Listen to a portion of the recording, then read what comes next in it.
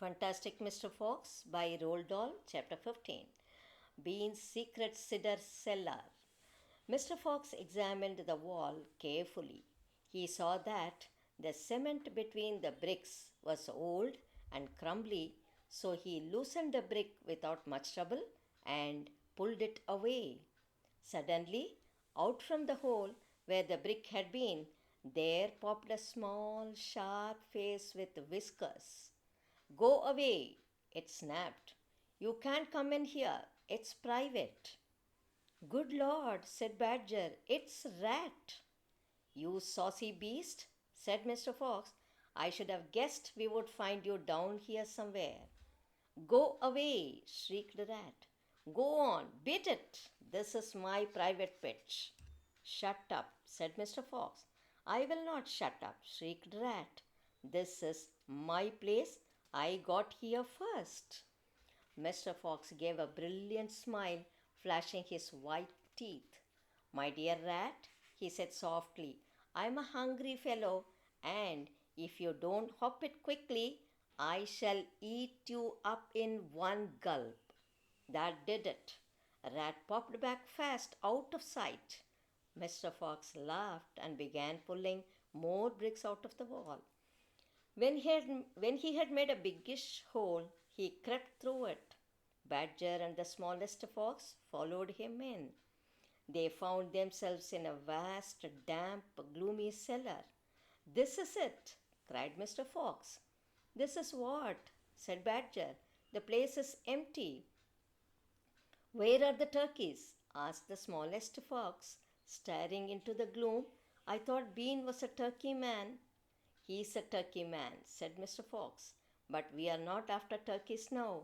We have got plenty of food. Then what do we need, Dad? Take a good look around, said Mr. Fox. Don't you see anything that interests you?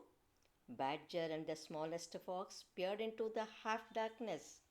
As their eyes became accustomed to the gloom, they began to see what looked like a whole lot of big glass jars standing upon shelves around the walls. They went closer. They were jars. There were hundreds of them, and upon each one was written the word cider. The smallest fox leaped high in the air. Oh, Dad, he cried out, look what we have found. It's cider. Exactly, said Mr. Fox. Tremendous, shouted Badger. Bean's secret cider cellar, said Mr. Fox. But go carefully, my dears. Don't make a noise. This cellar is right underneath the farmhouse itself. Cider, said Badger, is especially good for badgers. We take it as medicine. One large glass 3 times a day with meals and another at bedtime. It'll make the feast into a banquet, said Mr. Fox. While they were talking, the smallest fox had sneaked the jar off the shelf and had taken a gulp. Wow, he gasped. Wowee! You must understand this was not the ordinary weak fizzy cider one buys in a store. It was the real stuff, a home-brewed fiery liquor that burned in your throat and boiled in your stomach.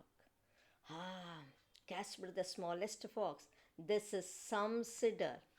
That's quite enough of that, said Mr. Fox, grabbing the jar and putting it to his own lips. He took a tremendous gulp. It's miraculous, he whispered, fighting for breath. It's fabulous. It's beautiful.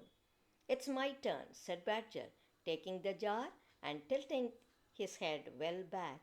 The cider gurgled and bubbled down his throat. It's like melted gold, he gasped.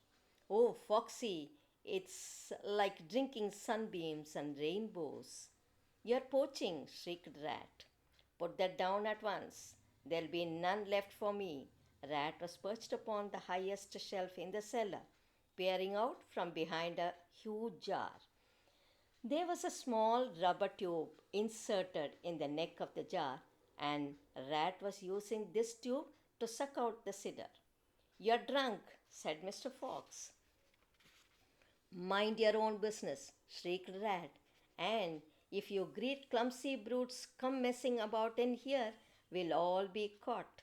Get out and leave me to sip my cider in peace. At that moment, they heard a woman's voice calling out in the house above them. Hurry up and get that cider, Mabel, the voice called. You know Mr. Bean doesn't like to be kept waiting, especially when he's been out all night in a tent. The animals froze. They stayed absolutely still. Their ears pricked, their bodies tense. Then they heard the sound of a door being opened. The door was at the top of a flight of stone steps leading down from the house to the cellar. And now someone was starting to come down those steps.